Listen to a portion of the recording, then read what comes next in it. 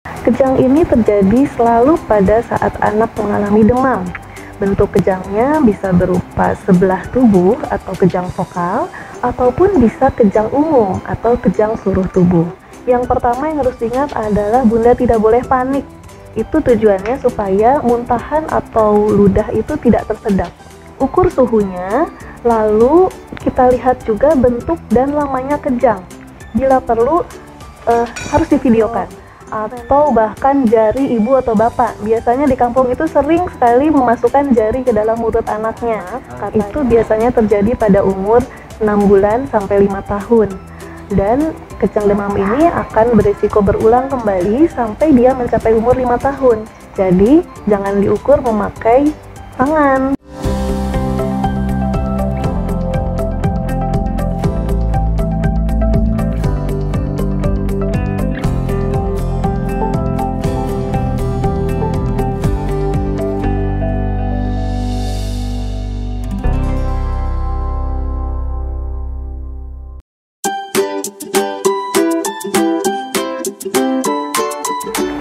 Assalamualaikum warahmatullahi wabarakatuh.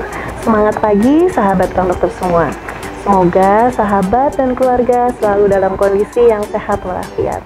Amin. Kali ini saya, Meisa Puspitasari, dokter spesialis anak, akan membahas mengenai kejang demam pada anak.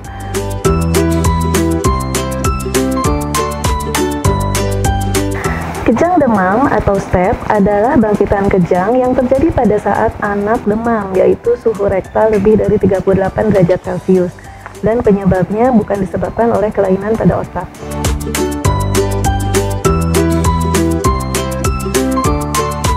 Pada kejang demam, kejang ini terjadi selalu pada saat anak mengalami demam. Bentuk kejangnya bisa berupa sebelah tubuh atau kejang vokal, ataupun bisa kejang umum atau kejang seluruh tubuh. Kemudian setelah kejang, biasanya anak merasa lemas dan mengantuk, tetapi kemudian berangsur-angsur menjadi sadar kembali.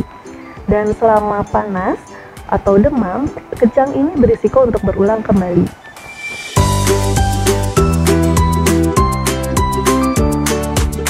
Oke, itu pertanyaan yang sangat bagus ya. Pasti itu adalah pertanyaan yang paling dinanti-nantikan oleh para sahabat Ruang Dokter.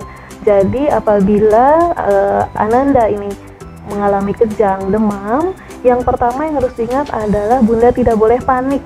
Sama sekali tidak boleh panik, harus tetap tenang, dan yang pasti adalah pastikan selalu Ananda dalam keadaan yang aman. Caranya adalah dengan ketika dia kejang, letakkanlah Ananda di tempat yang rata. Rata bisa berupa lantai atau kasur yang beralas lembut. Kemudian jangan lupa untuk singkirkan benda-benda yang mungkin akan jatuh menimpa saat dia kejang. Nah, setelah itu, ketika dia tidak sadar, posisikan dalam keadaan terlentang dan dengan muka yang miring ke kanan atau ke kiri. Itu tujuannya supaya muntahan atau ludah itu tidak tersedak. Nah, setelah itu, kita longgarkan pakaiannya, terutama di bagian leher. Nah, setelah dia longgar, pakaiannya longgar, buat anak nyaman, yang diingat adalah tidak boleh kita memegang untuk berusaha menghentikan kejang, karena itu adalah tindakan yang percuma. Kejang itu tidak akan berhenti dengan cara kita menekannya, nanti justru anak akan merasa kesakitan. Nah, setelah itu, jangan lupa untuk mengobservasi suhu.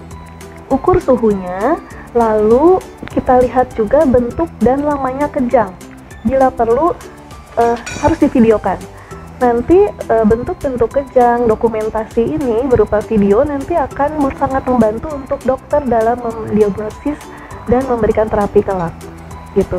Nah, apabila kita sudah lakukan semua, lalu masih kejang juga, tetap jangan panik, tetapi kita harus langsung membawa anak ke rumah sakit, yaitu jika kejangnya tidak berhenti lebih dari 5 menit. Pada saat anak kejang, itu kita tidak boleh memasukkan apapun ke dalam mulutnya. Apakah itu kopi hitam, apakah itu sendok, atau bahkan jari ibu atau bapak. Biasanya di kampung itu sering sekali memasukkan jari ke dalam mulut anaknya. Katanya takut lidahnya tergigit. Betul tidak? Hal ini malah justru akan lebih membahayakannya, karena beresiko untuk tersedak.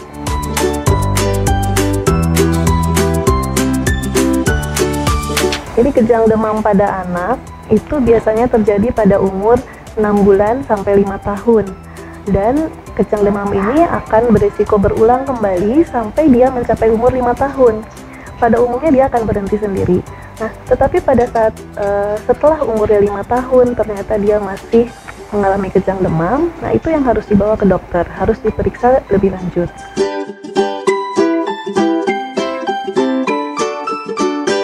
Jadi apabila anak kita sudah pernah mengalami kejang demam, nah kedepannya sebelum dia berumur 5 tahun, maka dia akan berisiko untuk mengalami kejang kembali apabila dia mengalami demam.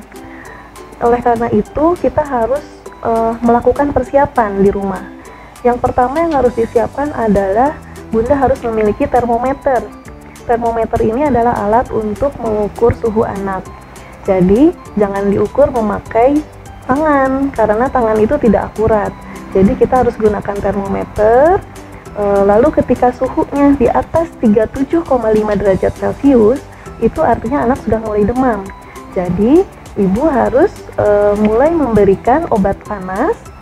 Yang paling aman tuh biasanya paracetamol, dan biasanya dokter itu sudah meresepkan obat-obatan anti kejang. Jadi yang diminum nanti adalah obat anti panas, obat penurun panas, dan obat anti kejang supaya mencegah terjadinya kejang demam kembali.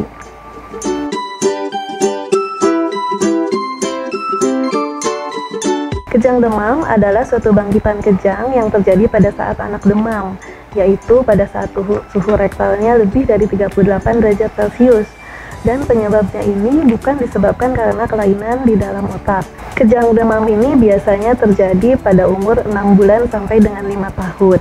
Penyebabnya sampai saat ini belum diketahui secara pasti, tetapi diduga ada hubungannya dengan faktor genetik atau keturunan. Dan selama anak masih demam, maka dia masih berisiko untuk mengalami kejang kembali.